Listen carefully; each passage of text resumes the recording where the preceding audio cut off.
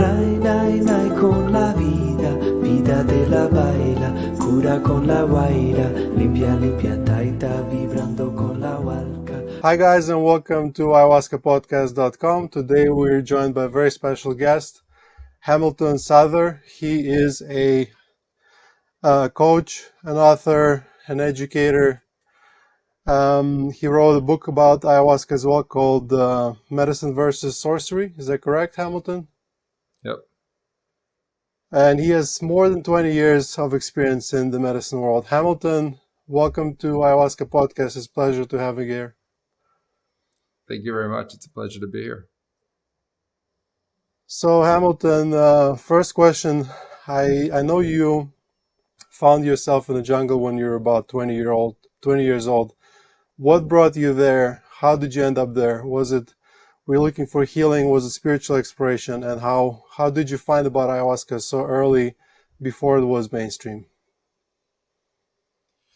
Well, in my case, I had a consciousness awakening in my early 20s. And through that process, I was guided to the Amazon. And so I was already looking for an apprenticeship. I was looking for teachers. I didn't know in which discipline I would be taught in, but it turned out to be ayahuasca practices and other Amazonian plant medicine practices. And I was led to my teachers. And I've told the story many times, but they had visions for 10 years in their ayahuasca ceremonies of my arrival before I arrived. So they were kind of looking at me going like, why did it take you so long to get here? And I had been, growing up and living my normal life and ultimately leading up to that awakening. And so I got sent to the Amazon and I got introduced to ayahuasca when I was in my early 20s. And from the first ayahuasca ceremony, the visionary experience was so profound and consciousness expanding and incredible that, it started my apprenticeship right then. So how old are you now, if I may ask? I'm 45. 45. Okay. So that's a long journey. It's interesting. It's hard to explain to everyday people about this visions and the guidance and the calling. I'll give one example from my own experience. The shaman that I currently work with, his apprentice a few years ago, he saw him working at our retreat here in Medellin, and he didn't believe him because there were no retreat in Medellin. So it's interesting how they can have visions and actually they become the reality. So when you talk about those visions and the guidance that you received, how did it look like? What form did it take for you? Was it a dream? Was it a vision? Was it, an advice or? Yeah, it was at that time a mixture of everything. I think that, these kinds of experiences have become more normal as more people have started to go through consciousness awakening experiences and spiritual awakening. But in my case, it came through dreams and it came through meditations and trances where I was able to communicate with a greater awareness, greater context of intelligence, and that intelligence was able to guide me. So a question that comes to mind is if let's say your arrival to the jungle and your journey was somewhat predetermined, in that reality or in that version of reality, how do you find the balance between what is your actual effort and the work you do with stuff that's predetermined? I mean, it can be a little difficult to you can just say, my destiny is set and I can just sit in the sofa and relax and it will just all play in mind. So how do you find balance in that? Because I know you're very productive. And that would be your destiny. I think it's, what you're describing is a self-fulfilling prophecy. If you say your destiny is set and then you don't do anything, that's your destiny. If you say your destiny is set and then you do a lot of things, that's also your destiny. And so I prefer to think of destiny as being a kind of determination that we have, not predetermined. So in our determination, we set the course of our destiny and we change it with the choices and decisions that we make. And so there's kind of a guiding force that can show us a general direction that we're taking. But, maybe I never would have taken the calling and the guys who had the visions would have just had visions and I never would have shown up. That's also a possibility. But because I followed the calling and I made the choices and decisions, then we fulfilled the nature of that vision and that vision came true. So I think we have a personal responsibility to play in destiny. what if somebody else showed up, another white guy? That's That's a great question. That's up to them to figure out whether or not that's the guy from their visions or not. I mean, to figure out that I was the guy from their visions, they put me through a lot of rites of passage and tests of virtue that lasted over a year and a half. So it wasn't just like, oh, hi, you showed up from a vision. Great. It's nice to have you here. It was a much deeper form of introspection that required many ceremonies, dietas, and, a number of different rites of passage, including the willingness to live there and prove my worth of their medicine.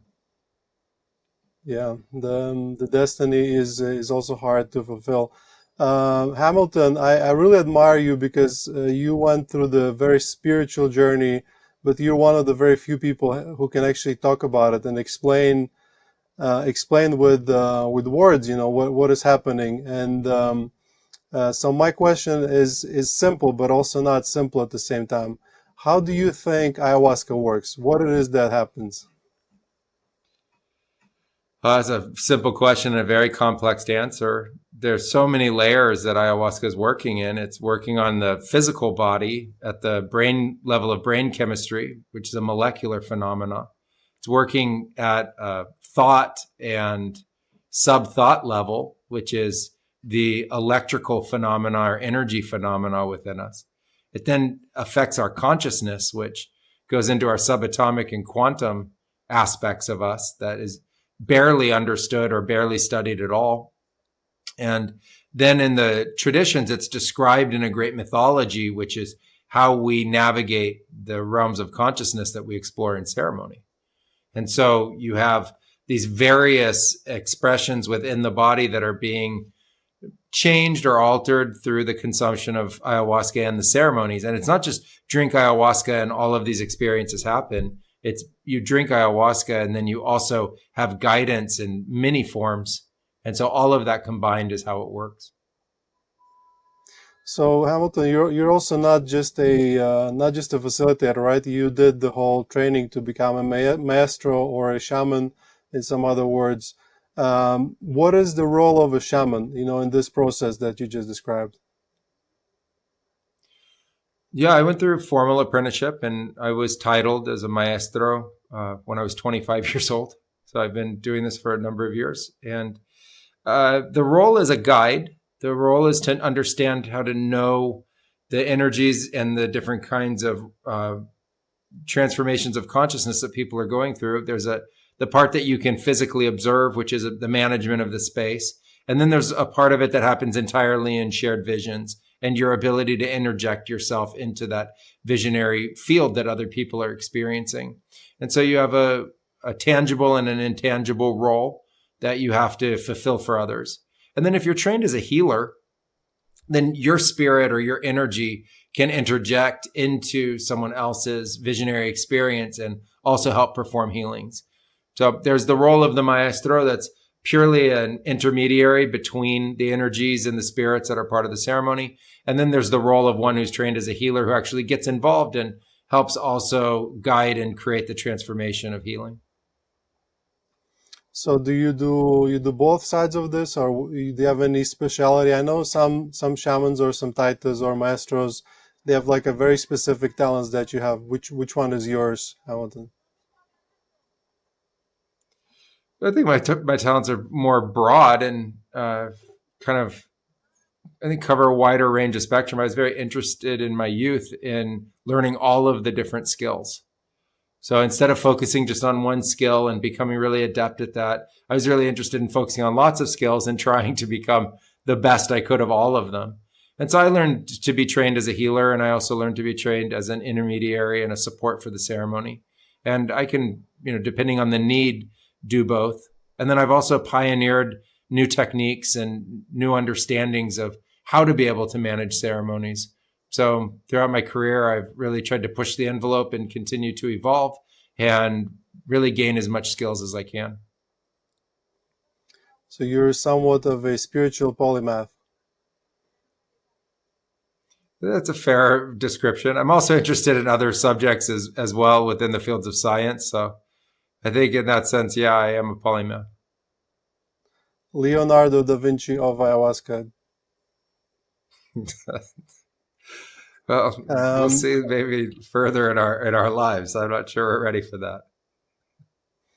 in your opinion, so you're a maestro, so you're a shaman, but you're also a facilitator. How do you find balance between, obviously running a retreat or several? I know you have a school and many other venues. How do you balance the business side of it? Because it is a business. No matter how you try to do it, you need to earn money to pay the people, and then the spiritual side of it. Because there's something I personally struggle a lot with. So I would really love to learn.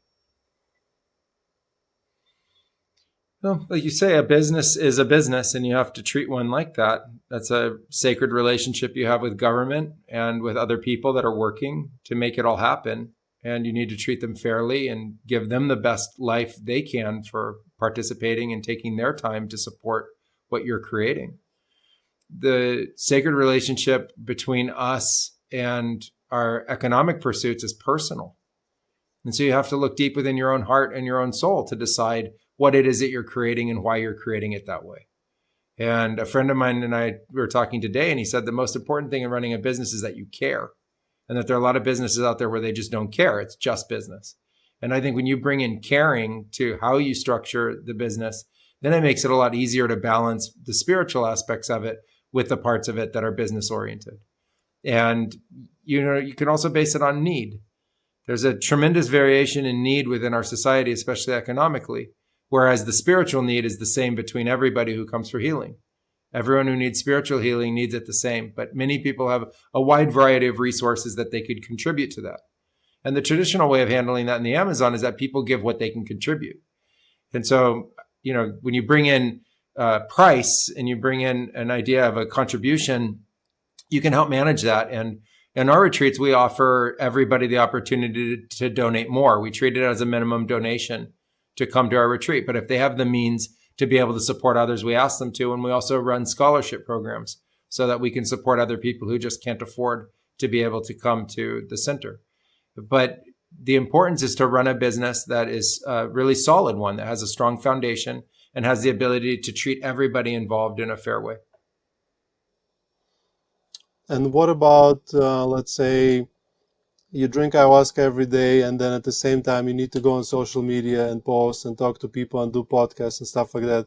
How do you find balance there? Because it's a very different states of mind. I would almost say they're diametrically opposite. How do you do it? The nature of working in ayahuasca is about training your consciousness. And it's not just one state of being and one state of understanding. You become flexible in your understandings. And then when you come back to the rest of the world, whether it's social media or business or meetings, there's another way of understanding, behaving, and interacting. And that requires a certain amount of grounding. And for me, it's often a recognition then of why the world needs these kinds of plant medicines.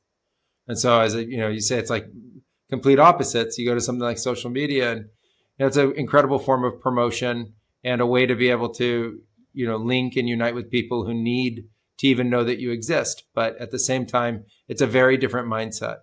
And so often that just proves the need for these kinds of medicines more. And it also helps to have a team. Mm-hmm. So you mentioned that the world needs ayahuasca. I absolutely agree with you, but I would like to hear your opinion as to why. There's a inherent conflict in humanity that has been in existence for many years. And when you hear people talk about it in, today, like what's going on in the world now, they just highlight different kinds of things going on in the world that seem like there's a lot of injustice and a lot of difficulty that people are having. And when I looked at that from a greater historical perspective, I thought it just represents conflict. People are in personal conflict, internal conflict with themselves, conflict in their mind, in their emotional state, in their work state, with their families, with their community, with their society, with each other, in their romance. It doesn't matter. All the media and feeds on conflict, all of the different kinds of series and movies is conflict driven. And so it just seems like this is a pervasive problem that we have. In Eastern philosophical studies, they call it suffering. They say everyone's suffering in one form or another. And so when I look at the plant medicines, the purpose of them, or one of their purposes, is to help people transcend that kind of suffering. And so I think it's a great kind of medicine to be able to support people in their awakening and the transcendence of this inherent suffering that it seems like so many people are afflicted with. Yeah, I totally agree with that. I remember when I first started working with ayahuasca, I got really excited when I saw the potential and how it, for example, bonds the group, and the same would happen probably to the world largely. So I started dreaming about this maybe moment in the future where everyone has had ayahuasca yesterday and you wake up next morning and sort of imagining how the world would look like. So then I sit down with the calculator and did some basic math, and it turned out you'd have to give ayahuasca to 200,000 people a day for 20 years in a row. So not very realistic. And also some people say, that not everyone should have ayahuasca. So in your opinion, do you think we will get to the point where everyone is somewhat spiritual and works with some plant medicines or other modalities? And who do you think should not have ayahuasca? There's a great evolution in consciousness taking place that is beyond that of just our conscious choices. And so we have to remember that we're part of Earth, and that as being part of Earth, Earth is really the one evolving us. And as part of that globalization, sharing of culture, and with that, there's the sharing of the plant medicines. And so this is the first time in history that there's been such a vast way to communicate the sharing of these ideas, which I think is actually something very beautiful in the face of a lot of dystopian narratives. People are going to continue to utilize these plants, and there's a great psychedelic renaissance taking place. And so there's a lot of interest in them. And when that happens, lots of people are going to take them. It's important that those people understand the rigors of the responsibility associated with it and have more training and understanding about the profound nature of these kinds of experiences. I think most people could have these kinds of experiences. The people that shouldn't have them are ones that have already different kinds of mental illness, where these are, inappropriate substances for someone with that kind of mental illness. Or they need to be in a very specific kind of environment where these kinds of plants could be used as a treatment for that kind of mental illness. And then you also have to look at different kinds of health concerns, that if, people have blood pressure issues or they have heart issues, et cetera, then they shouldn't use these kinds of medicines. And at certain age group period of time, like mid-20s to mid-30s, if you have different kinds of mental illness in your family, it's better to also abstain from different kinds of psychedelic medicines or visionary medicines during that time. So I think if you look at all of that, you take all of that into consideration, there's still a vast number of people that could participate. There are people in the billions that could have these kinds of experiences.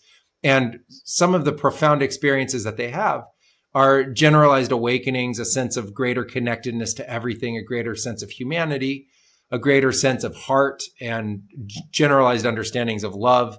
And all of those things, I think, are positive for society, individually and collectively.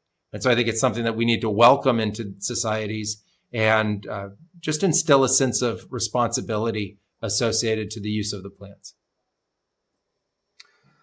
You said billions of people. When those billions of people are going to come, and a lot of them will come to countries in the northwest Amazon, Peru, Colombia, Ecuador, Brazil.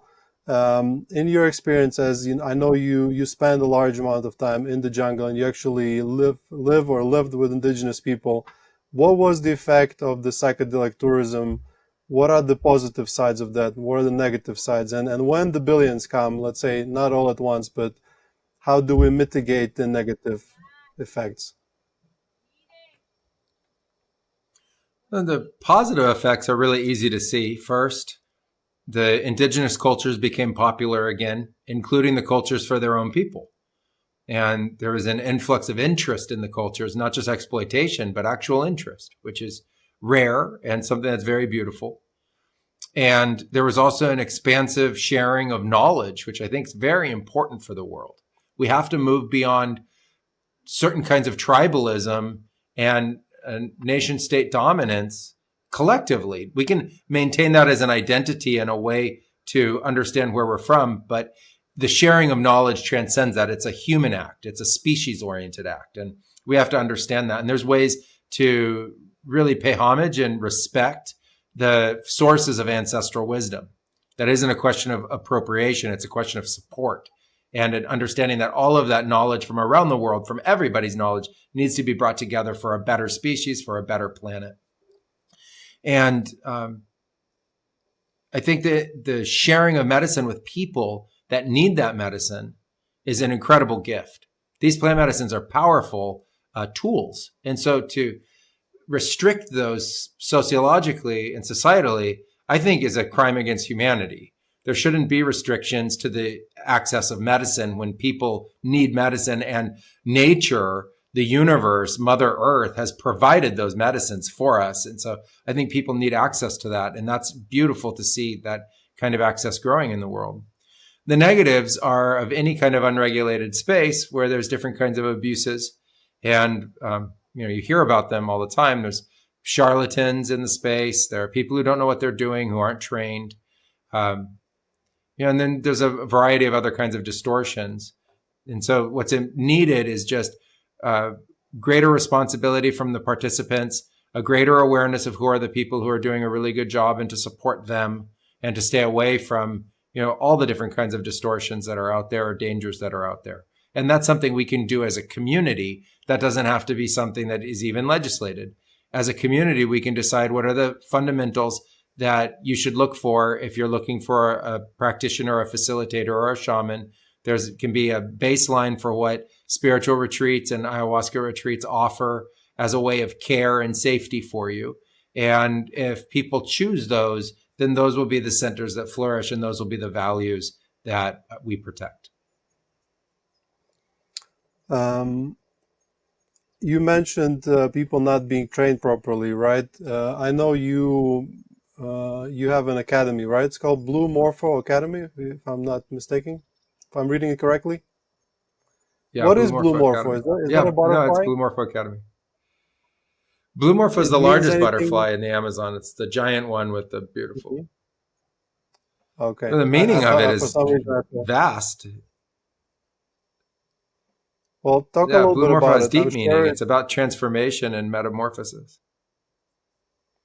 Okay, this is very deep. So, because you mentioned training and people not being properly trained, I have encountered situations when people come to our retreat, and after one experience, they feel the calling, and they, I think, sometimes confuse a decision to go. Let's compare it with the medical profession. They sometimes confuse a decision to go to study to be a doctor with an actual permission to become a doctor. So they quickly, a few months later, after a few more ayahuasca encounters, they want to start giving the medicine. So in your experience, what is the safe amount of time somebody who wants to pursue that path, what's the safe amount of time they need to train to? What is the regimen? What do they need to do to properly be able to step on that path?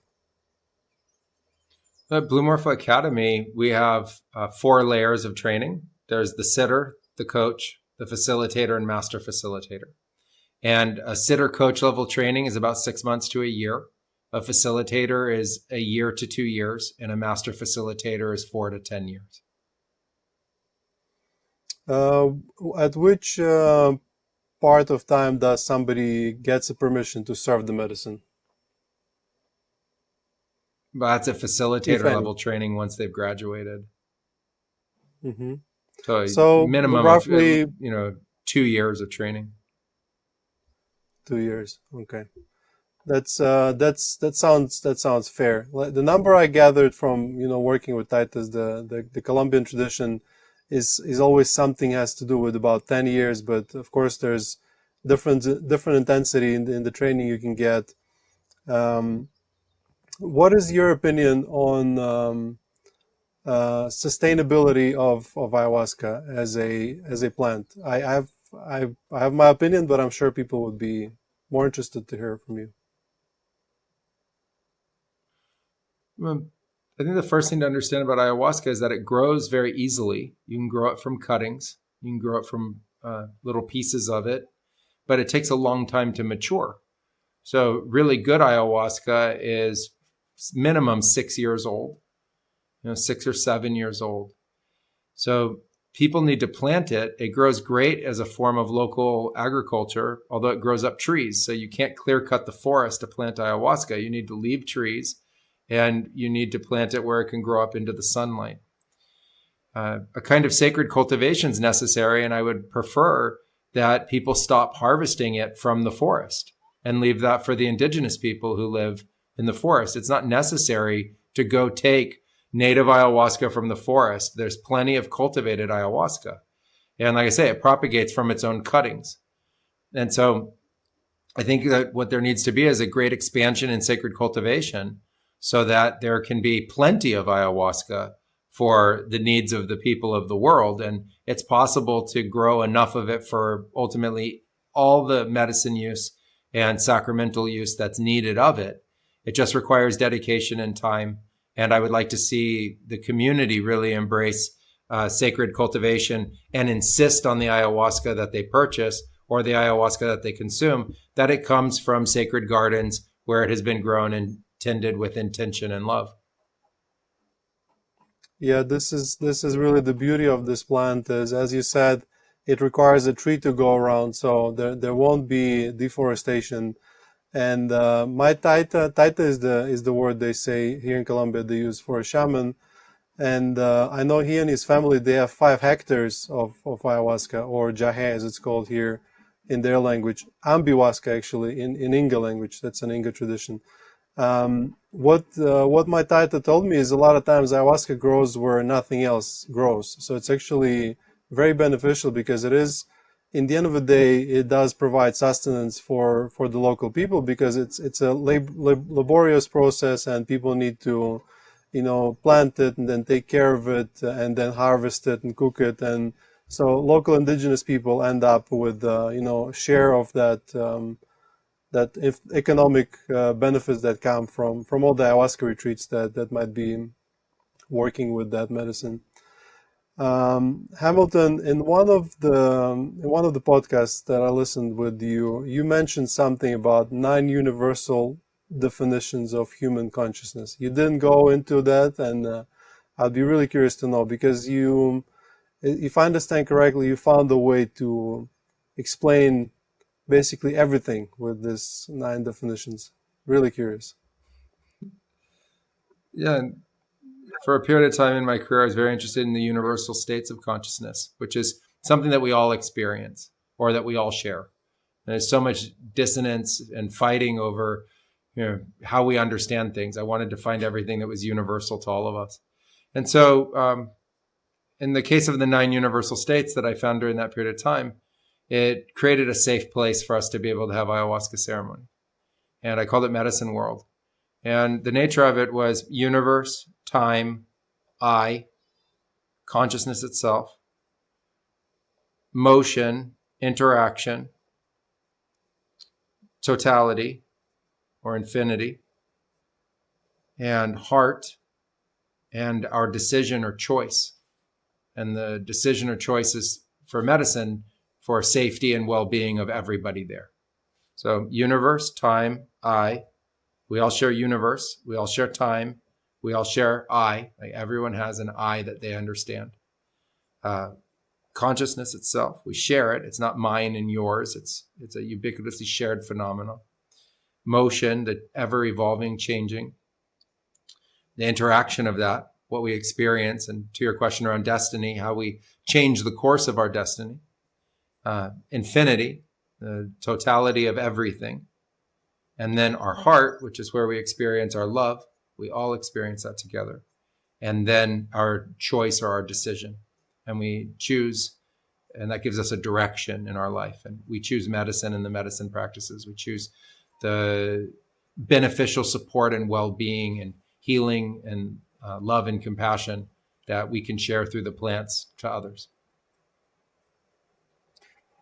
Well, I think I'll have to re-listen to this podcast a couple times to understand everything you just said, because it is a lot of information. What I am really impressed with is how you're able to just take this 9 things from your mind, because normally, as you describe, all the presidents and something like that, one always gets lost. So I'm impressed how you've been able to recall it just like this on a whim.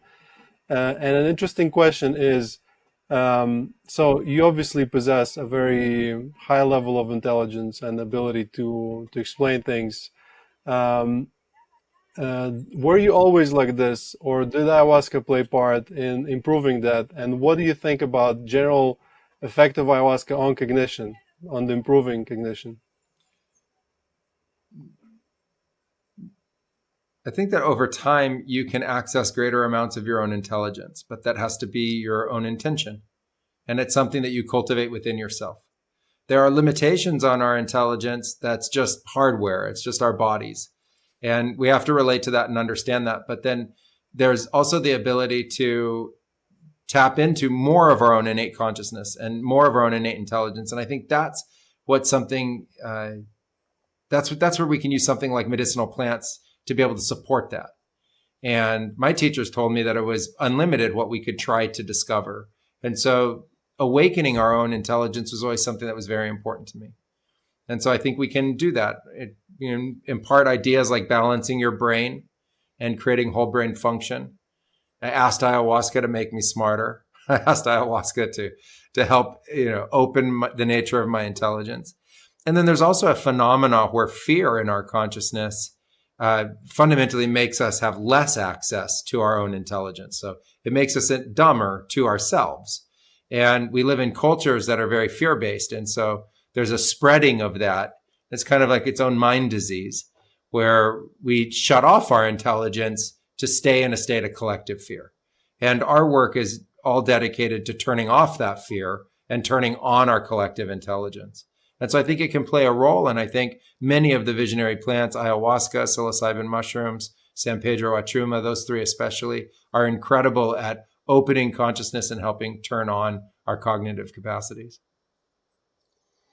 So I have my intention for my next ceremony, which is coming soon. I'll ask ayahuasca to make me a better interviewer and open my capacity, to ask better questions. Because I struggle sometimes. It's like, should I continue the thread of conversation we're going with, or there's so many questions I want to ask, and it's a difficult one. So maybe ayahuasca can help. I know you have a podcast yourself. Is that correct? Yeah, I do. I have one called Blue Morpho Podcast, and another one that I've been starting that's on artificial intelligence. Interesting. I'll after we finish with this topic, I'll ask you about artificial intelligence. But yeah, it's more difficult than it seems to ask questions and make it sound good. So artificial intelligence, I first stumbled upon it a few years ago with an app called Midjourney, and I was creating a collection of psychedelic t-shirts for a little store that we have at the retreat. And I went into a deep dive into creating art with AI and setting prompts and all of that. And I would spend up till 4 a.m. at night sometimes, till I went into a somewhat interesting state where I could kind of feel, AI and the way it did things somehow reminded me of ayahuasca and like psychedelic states. I don't know if you have drawn that parallel, or like how come AI art tools are so amazing to create psychedelic art, for example, specifically. Maybe you can explain, or did you notice that yourself? I have noticed it. I think part of it is the training data and the understanding of archetype. When you create AI prompts, you put in very clear archetypal direction into it. Apple, red apple, a rose, a flower, a man, a woman, a car, etc. So you use words to prompt the AI that are archetypally very clear. And then when you want to make psychedelic art, it can draw upon the training data that it has, where different kinds of psychedelic states and different kinds of psychedelic artists have provided content that gives it, a mathematical idea, not an actual human idea, but a mathematical construct to mix all of that together. And I think AI is very good at that, specifically because the nature of the psychedelic state or the visionary state is a mixing of colors and symbolism and sacred geometry, etc. That's all part of our consciousness. And so there's a unique capacity for these systems. And it's important to understand that the systems are using mathematics to mimic. They're not sitting there. AI is not sitting behind the scene thinking things up like we dream things or imagine things. It's not there yet in that capacity, but it is using mathematics that is very good at imitating us. And so that imitation is so good that it can even fool us. And it's a very powerful tool in that way. So mathematics being a universal language and sacred geometry in that art, I can sort of kind of try and piece it together, but maybe over time as we work more with AI and it gets better, we can understand it better.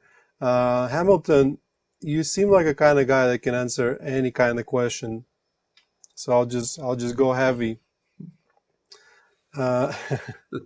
And I'll give you my own opinion afterwards, because I draw some opinions on that question from people after they come from their ayahuasca experience and they tell us what they have experienced. So yeah, long answer short, what is the meaning of life? Why are we here? The meaning of life? The meaning of life is a continuous evolution that's a direct relationship between you and the universe. And it's not something we typically think about, but where your body is also where the universe is. You're not separate from the universe. And to me, the universe is what we would think of as source or divinity or God. And that we're the creations of that. We're manifestations of that form.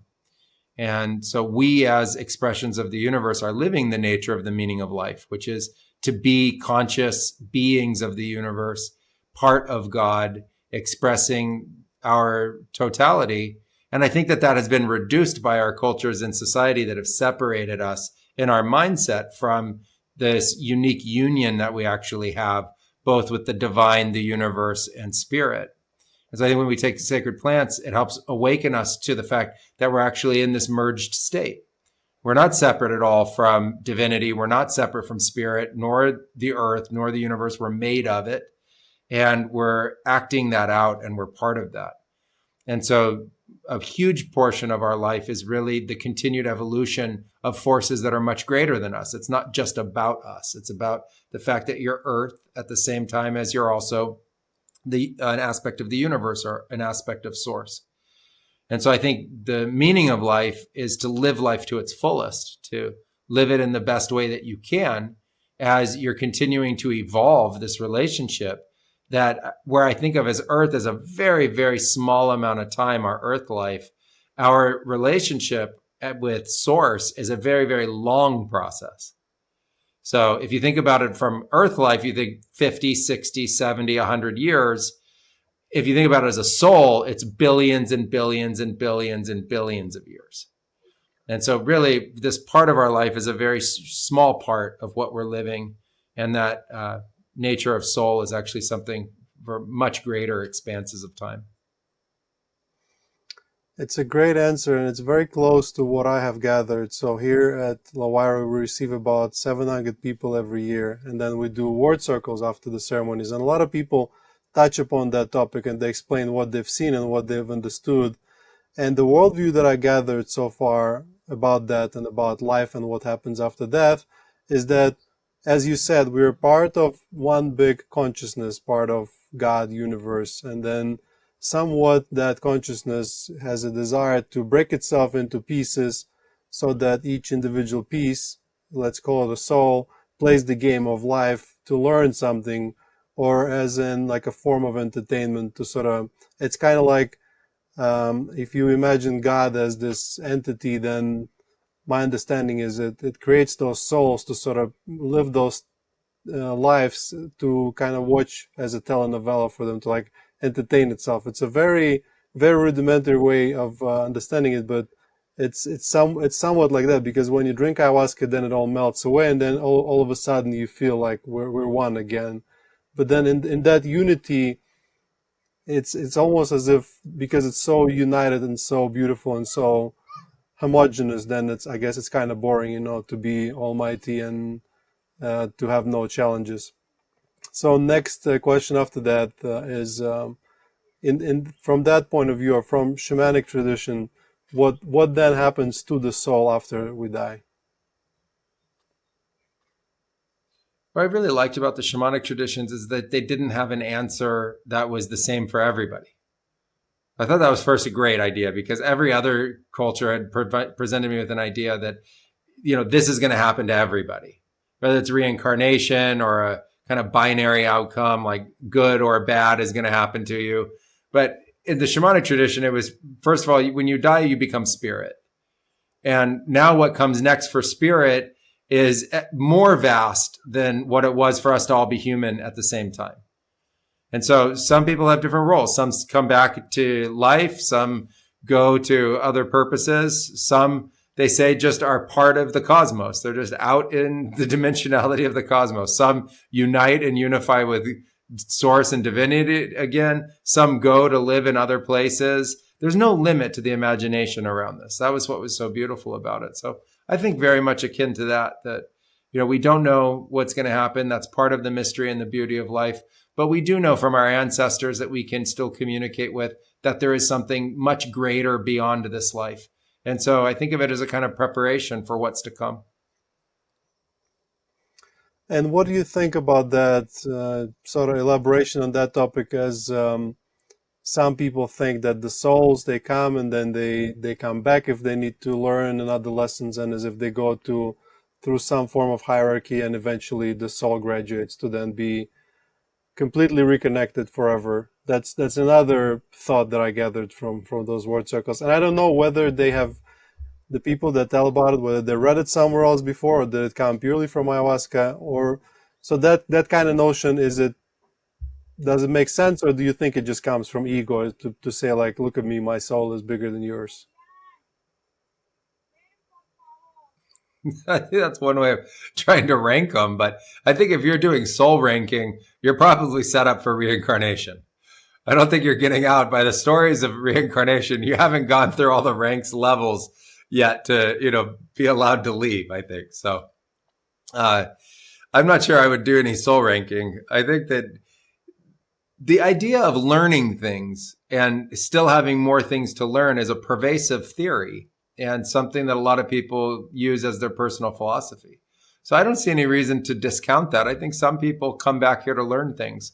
Other people here aren't to learn. They're here to do other things.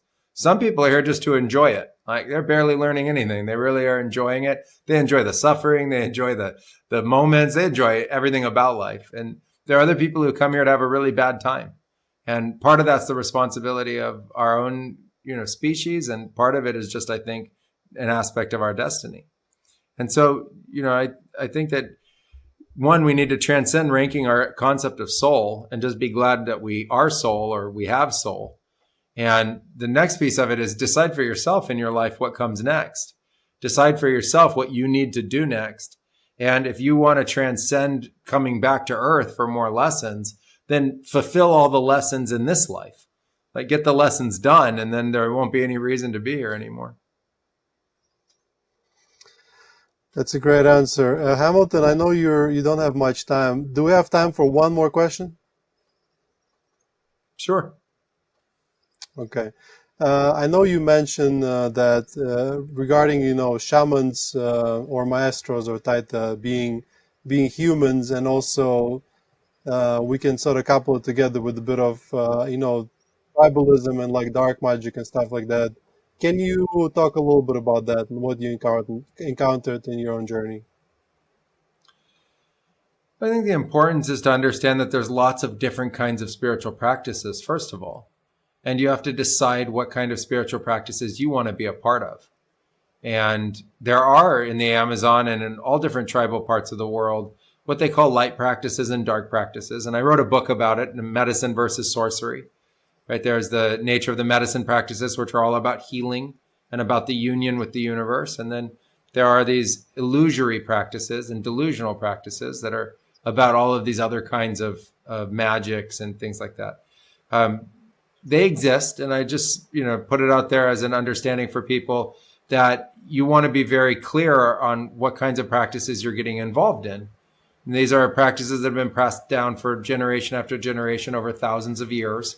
Just because we come from cultures that don't believe in it or understand it, it doesn't mean that it doesn't exist. It just means we don't have a frame of reference for it.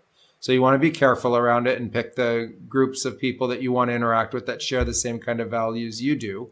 And, otherwise, I think you just know that those kinds of things are out there and you make that decision for yourself. I happen to come from a lineage that healed people that had gotten involved with dark arts and those kinds of practices. And so I learned about them because of that. And I didn't believe in it at first. I was doubting and didn't have any frame of reference for it until I encountered it. And when I encountered it in others and then finally in myself, I understood that these kinds of dark or malevolent consciousness arts or spirit arts exist. And there's just no reason to have anything to do with them. There's no reason to learn them, participate in them, or perpetuate them. And so that was the decision of our lineage, just to help people who had been negatively afflicted and then move on from it. Yeah, pick the light side, guys, because the dark side always has a price. The price you pay in the end. I've heard some stories about some shamans that took shortcuts. Hamilton, thank you so much for coming. I could ask you 100 more questions, but I know you have to run. Maybe we can do it again sometime in the future. Hamilton, where can people find you? Where can they find your work, your books? Sure. If you'd like to come on a retreat with us, you can going to bluemorphotours.com. If you're interested in our academy and our mystery school, either going through the certification programs or our community, you're welcome to check it out at bluemorphoacademy.com. You can check out anything about me and my books and everything at hamiltonsouther.com. Okay, guys, check out Hamilton's stuff. Read his books. Read his podcast. Sorry, listen to his podcast. They're very interesting and very fascinating. I wish we had 3 hours to talk because there's much more in him than it might appear. He has a wealth of knowledge and really, really interesting stories. Hamilton, thank you so much for coming. It was a lot of fun. Yeah, thank you so much, Sam. It's a pleasure to be on the podcast, and I look forward to another one. Guys, thank you for listening to ayahuascapodcast.com. As always, with you, the host, Sam Believ, and I will see you at the next episode. Trae con la vida, vida de la baila, cura con la guaira, limpia, limpia, taita, vibrando.